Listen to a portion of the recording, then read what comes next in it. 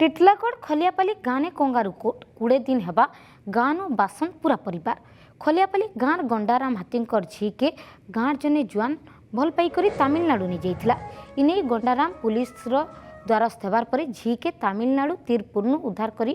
आनी देवगाँ पुलिस हस्तांतर करथिला। ई घटना के नहीं गाँ लोककर संगे गंडारामकर अशांति लगी रही। 20 दिन तले कंगारू कोट बसे गाँ ने गोटे बैठक करी गंडारामकर परिवार के बासन करिछन पूरा गाँ लोके।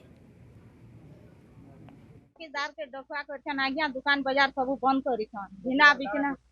चौकीदार के डफरा कर चौकीदार घर के किए कथबार्ता नहीं हो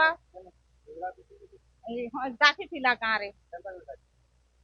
रड़ी रड़ी डाकी छे न गाँ थी मना नी दब घिना बिचना रे घर न कथबार्ता नहीं हब बोली चौकीदार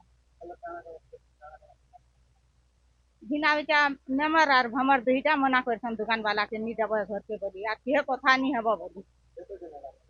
घटना है गला न एटा मासे बागरी गाँव रे मीटिंग होता